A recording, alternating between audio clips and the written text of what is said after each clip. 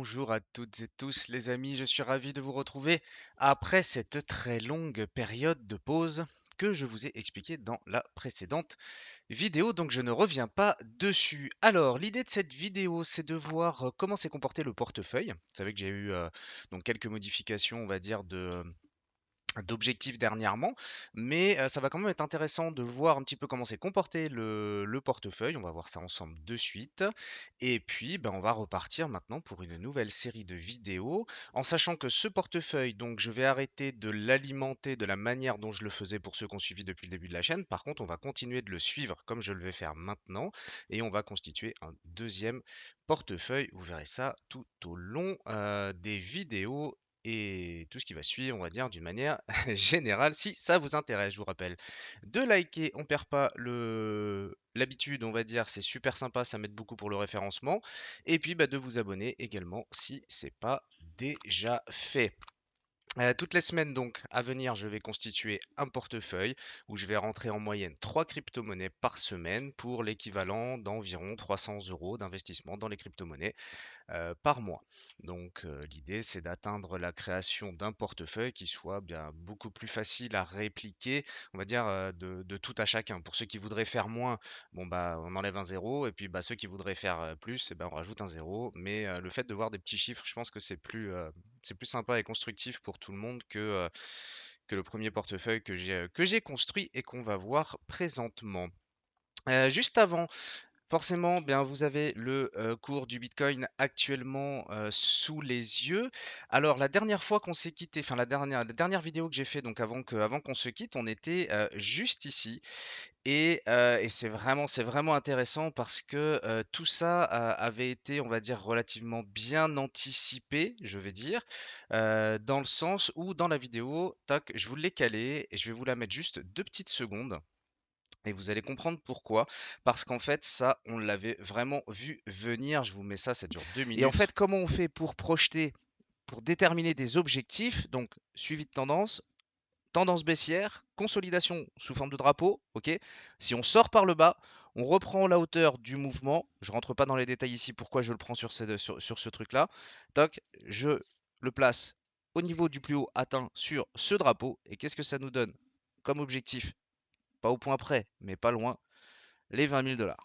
Alors, j'espère que je ne vais pas vous faire hurler. Ce n'est Voilà, donc l'idée de vous montrer ça, en fait, c'était de vous dire que déjà, premièrement, ce que vous avez sous les yeux ici, comme je le dis à chaque fois, mais si vous arrivez pour la première fois, ben, au moins vous le savez, c'est-à-dire que les zones que j'ai de tracé ici, elles sont pas venues là juste pour faire bien sur la vidéo.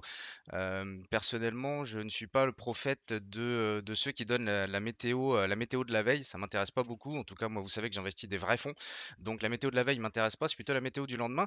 Et là, c'est intéressant de voir en fait que bien justement dans la dernière vidéo, donc juste avant de partir, on était dans les alentours, je sais plus, on était dans les alentours ici, on devait être dans les alentours début juin, du 10 juin, quelque chose comme ça.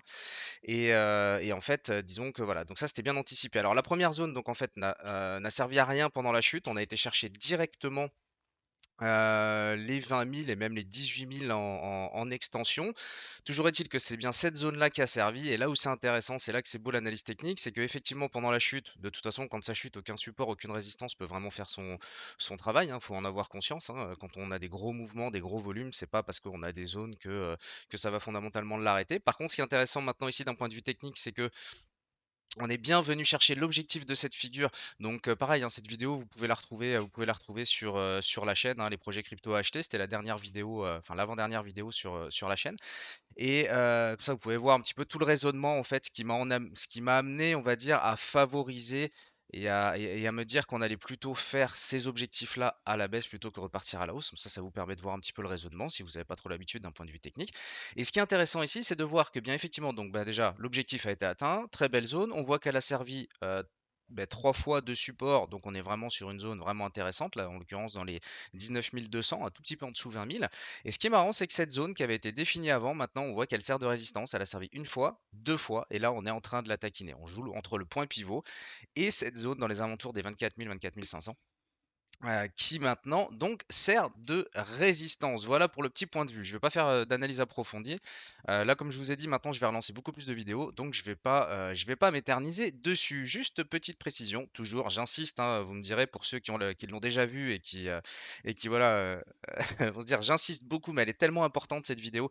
J'ai un trait ici qui est mentionné en fait, qui mentionne la mi-chemin, on va dire, entre pour arriver au prochain halving. Et cette vidéo, pareil, vous pouvez la retrouver sur la chaîne, elle est ici. Hausse du Bitcoin, je vous dis tout, quand, jusqu'où, preuve à l'appui. Sincèrement, regardez-la, parce que là, en plus, on est clairement rentré dans ce scénario qui, pareil, avait été anticipé. Et donc, on verra si la suite se matérialise. Donc voilà, en tout cas, sachez que vous pouvez la retrouver parmi tant d'autres, mais principalement celle-là, elle a fait 282 vues. Moi, ça me fait tellement mal au cœur parce que cette vidéo, je vous jure que cette vision du halving, qui est clairement liée au Bitcoin, c'est vraiment important de la comprendre et surtout de se dire qu'on peut l'utiliser quand on a bien compris ces mécanismes. Bon, bref. J'espère que ça vous sera utile. Alors, concernant le portefeuille que l'on a construit donc maintenant depuis début janvier de mémoire, je crois qu'on a commencé dans les alentours du 11 janvier. Alors c'est intéressant dans le sens où quand j'ai arrêté de l'alimenter, on était rendu à 0,91 BTC. Ça veut dire que vous savez que je n'ai pas acheté de Bitcoin puisque l'intérêt de construire un portefeuille avec des crypto-monnaies qui soient autres que le Bitcoin, c'est justement de créer une surperformance du Bitcoin. C'est-à-dire que je vais rien vous apprendre si je vous dis que quand le Bitcoin chute, toutes les crypto-monnaies chutent. Quand le Bitcoin monte, toutes les crypto-monnaies montent, d'une manière générale, on va dire. C'est vraiment une corrélation absolument surdimensionnée qu'on a sur le marché des crypto-monnaies qui rend d'ailleurs la chose un petit peu plus problématique que sur les marchés traditionnels. Puisque sur les marchés traditionnels, on peut très bien passer de l'or au Nasdaq, repasser sur l'euro USD. Tout ça, on a une notion de corrélation toujours, mais ça n'empêche qu'on peut travailler dans plusieurs sens et ainsi de suite. Donc voilà, que là, c'est vrai que le marché crypto, c'est tellement corrélé les uns aux autres que c'est assez compliqué. Donc, on pourrait se dire que bah, de toute façon, vu qu'elles sont toutes corrélées, bah, autant faire all-in. On a des moustiques dans la région, c'est chiant. Euh, Pardon. Donc voilà, et donc l'idée en fait de créer un portefeuille avec d'autres crypto-monnaies, c'est uniquement, c'est pas de se dire je vais trouver celle qui monte pendant que le Bitcoin baisse. Je vais être honnête avec vous, c'est quasiment de l'ordre de l'impossible. Ou alors sur du shitcoin ou sur des cryptos qui sont très très loin dans les market cap, aller faire du trading pur et aller chercher des x3, x4, x5, x10 parfois. Euh, donc voilà, mais dans le cadre d'investissement, on pourrait se dire, bah de toute façon, puisque c'est le Bitcoin qui mène la danse, bah autant acheter du Bitcoin par palier, hein, en DCA, bam bam bam. Et puis, ça pourrait suffire. Alors pourquoi moi je m'ennuie à aller chercher d'autres crypto-monnaies? Déjà parce que je ne crois pas au fait que Bitcoin soit la seule et unique crypto-monnaie qu'on utilise à long terme sur la toile. Donc ça fait déjà partie de mes opinions, de mes convictions. Et donc ça, et c'est surtout qu'ensuite on a des volatilités qui peuvent être beaucoup plus importantes sur d'autres crypto-monnaies. Et donc maintenant, bah, c'est bien parce que là, on est donc à l'heure du bilan, à l'heure du résultat. Et donc quand j'ai constitué ce portefeuille, on était à 0,91 BTC. Ça veut dire que la valeur de toutes les cryptos que j'ai achetées représentait l'équivalent de 0,91 BTC. La dernière vidéo que j'ai faite il y a 10 jours, je vous mentionnais qu'on était rendu à 1,09, que c'était déjà bien, puisque bah, dans le sens où bah, déjà on surperformait le Bitcoin. Et là, on continue de monter pour l'instant, puisqu'on est rendu à un portefeuille qui équivaut à 1,15 BTC.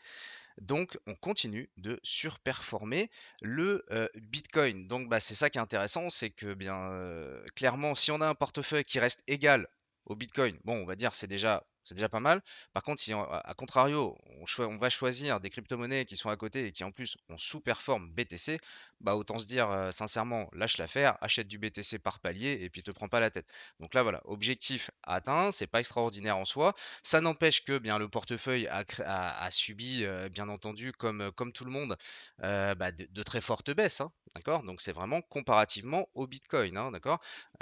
Perso, comme je le disais aussi la dernière fois, le portefeuille, enfin, dire, on se fait éclater dessus. Je veux dire, il n'y a pas de, il y a pas de, il y a pas de mystère. La volatilité là sur les cryptos, elle est partie. On a pris toute la descente.